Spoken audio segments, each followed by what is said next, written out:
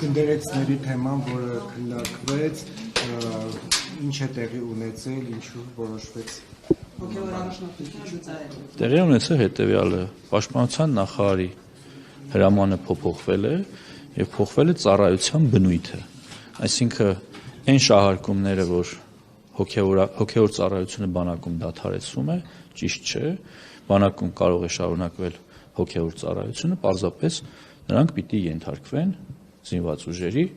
բարեհոգեբանական գծով վարչությանը։ Ինչով է խանգարում Մարիամ Աթոմին ենթարկվելը հոգևոր դասի։ Ես իմ բացատրությունը տվեցի, պատճառը որն է, մի բան կարող եմ ասել, ձեր հարցին ի պատասխան, բանակում զինված ուժերում չի կարող լինել երկակի ենթակայություն։ Շնորհակալ։ Պարոն Պապիկյան, կան տեղեկություններ, մամուլում նաև քահանաներից մեկ ներգրել, հիմա անունը չեմ հիշի, որ կարգալույցներին առաջարկվում է 700,000 դրամով գնալ եւ գնդերեց աշխատել։ Ես իմ աշխատավարձի չափ չեմ կարող ասել, բայց կարող եմ ասել, որ նախարարի հրամանը, որը մենք հրապարակել էինք, բացահայտում է, որ այո, մենք կարող ենք պայմանագիր կնքել Հայաստանում հայ առաքելական եկեղեցու հոգևոր կրթություն ունեցող սպասավորների հետ, որպեսզի նրանք ծառայեն եւ կատարեն իրենց առաքելությունը։ Աշխատավարձի մասին հիմա խոսել չեմ։ Նկատի ունեն, որ այդպես փորձում եք ներգրավել նրանց, որ ուրանան, այսպես ասենք, եկեղեցին այդ ենթարկել։ Դե եթե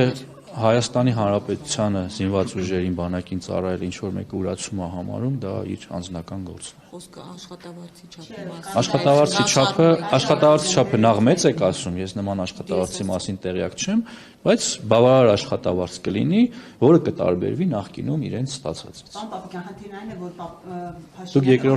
երկրորդ հարցն եք տալի, գուցե երրորդ։ Հստակեցնում եմ պարզապես։ Խնդիրն այն է, որ գնդերեցներին առաջարկվել է Փաշինյանի օրակարգի միանալ այդ գումարի դիմաց, այս է ասում։ Սուտ է, նման բան չկա։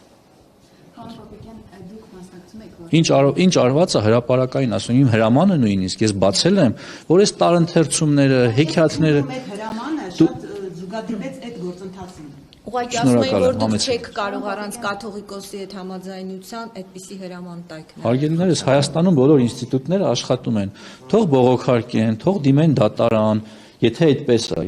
ես չեմ կարծում, որ այդպես է, ես համաձայն չեմ իրենց հետ, իմ բոլոր գործողությունները իրավաչափ են եւ տեղին։ Պարոն Պապիկյան, դուք մասնակցում եք վարչաբենդին ձեր կնոջ հետ, արդյոք ունեք տաղանդներ ու հաջորդիվ ձեզ այդ տաղանդները արտահայտելուց մեկում կտեսնենք վարչաբենդի շրջանակներում եւ ասում են, որ դուք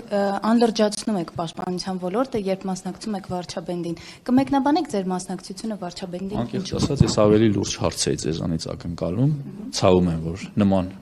անլուրջ օրակարգով են։ Չէ, ինչ տաղանդի մասին է։ Հարգելիս, մասնակցել եմ, ուզեցել եմ, որ մասնակցել եմ։ Տաղանդներ ունեք, որ հաջորդիվ օրինակ վարչապետի պես կարող եք։ Երբ կարտահայտեմ տաղանդներս կտեսնեք։ Պարզապես Գևորգ Պապոյանն ասել, որ ինքը կարողանում է լավ կլարնետ նվագել, դրա համար է երևի Ես երաժշտական տաղանդ չունեմ։ Պարոն Պապիկյան, լավ լուրջ հարց։ Շնորհակալ եմ։ Ես հարց չտվեց, ես Շնորհակալ։